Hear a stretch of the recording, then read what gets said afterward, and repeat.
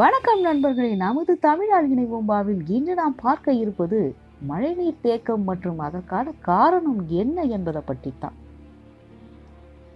என்ன பெருசா சொல்லிட போறாங்கன்னு நினைக்காதீங்க. என்னதான் சொல்ல வராங்கன்னு இப்பதிவை முழுவதுமாக கவனியுங்கள். ஏறக்குறைய ஒரு வாரமாக நல்ல மழை பெய்தது. சில இடங்கள்ல மழை பெய்து கொண்டு இருக்கின்றது. சில இடங்கள்ல ஆறு போலவும் காட்சியளித்தது.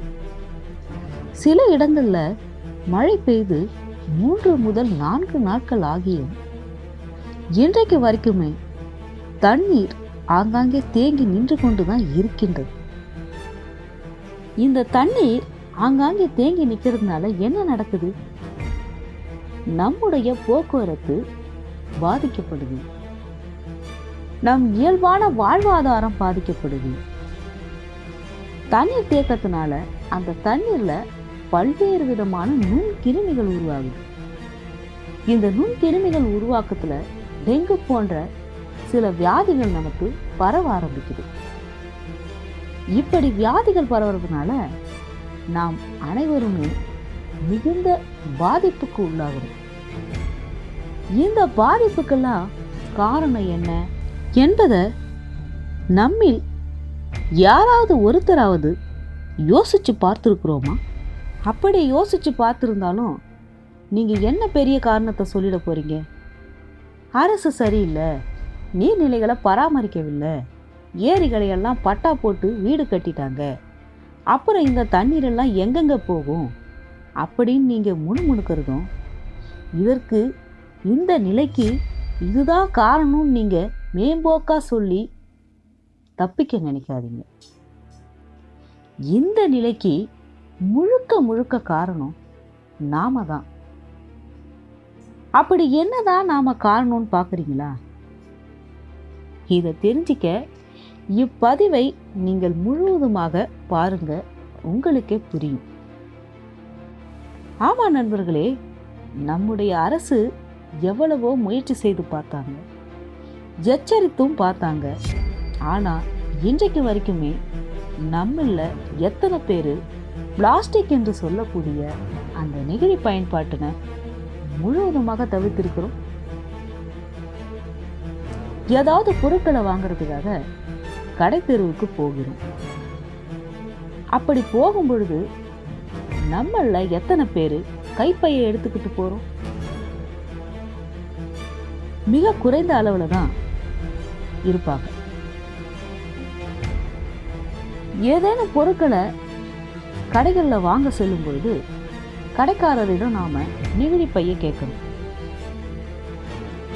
அந்த பையில பொருட்களை வாங்கிட்டு வீட்டுக்கு வந்ததும் அந்த பொருட்களை எல்லாம் எடுத்து வச்சுட்டு அந்த நெகிழி பைய மிக சாதாரணமாக தூக்கி எறிந்து விடுகிறோம். சிலர் குப்பையில போட்டு விடுகிறோம். அந்த குப்பைகளை ஆங்காங்கே கொட்டி விடுகிறோம். பிறகு அது என்னவாகும் என யோசிக்க கூட நமக்கு நேரம் இல்லை.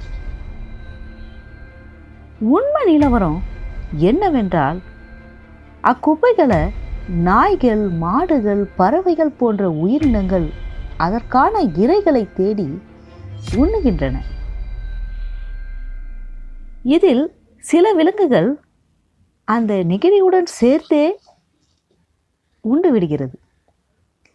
இதன் விளைவாக அந்த உயிரினங்கள்லாம் பல உடல் உபாதைகளை அனுபவிக்கின்றன. இது ஒரு புறம் இருக்கட்டும். இந்த நெகிழியானது ஆங்காங்கே கொட்டப்பட்டு வருவதால் பூமியில் இந்த நெகிழியானது புதையுண்டு மண்ணின் பண்பையும் அதன் புனித தன்மையையும் நீரை உறிஞ்சும் தன்மையையும் மண்ணின் வளத்தையும் கெடுத்து விடுகின்றன. மேலும் மண் வளம் இல்லாமல் போவதால் மழை வளமும் இல்லாமல் போகிறது. மழை வளம் இல்லாமல் போவதால் பூமியில் எந்த உயிரினங்களும் வாழ முடியாத ஒரு சூழ்நிலை உருவாகி கொண்டிருக்கிறது. நண்பர்களே, இந்தியாவின் முதுகெலும்பு விவசாயம் என்பது நம்மில் பலருக்கு தெரிந்திருக்கும், சிலருக்கு தெரியாமலும் போயிருக்கும். இன்று நம் மண்வளமானது குன்றி விவசாயம் ஒரு புறம் அழிந்து கொண்டு வருகிறது. இப்படி விவசாயமானது அழிந்து கொண்டிருக்கும் சூழ்நிலையில் நம்முடைய பொருளாதாரம் மட்டும் எப்படி உயரும்? நம் முன்னோர்கள் பலர் விவசாயம் செய்தார்கள். இன்று நாம் விவசாயம் என்றால் என்ன என்று கேட்கும் நிலையில் இருக்கின்றோம். எனவே சிந்தியுங்கள். கோடை காலத்தில் நமக்கு தண்ணீர் கிடைக்காமல் போவதற்கும், மழைக்காலங்களில் தண்ணீரானது ஆங்காங்கே தேங்கி நிற்பதற்கும் இந்த நெகிழி பயன்பாடு ஒரு மிகப்பெரிய காரணம் என்பதை உணருங்கள். எனவே நண்பர்களே, நாம் நெகிழியை பயன்படுத்துவதில்லை என உறுதியேற்போம். நெகிழியில்லா உலகை உருவாக்குவோம். நமது நாளைய சந்ததியர்களுக்கு வலிமையான மற்றும் வளமையான எதிர்காலத்தை உருவாக்குவோம். விவசாயத்தை காப்போம். நன்றி, வணக்கம்.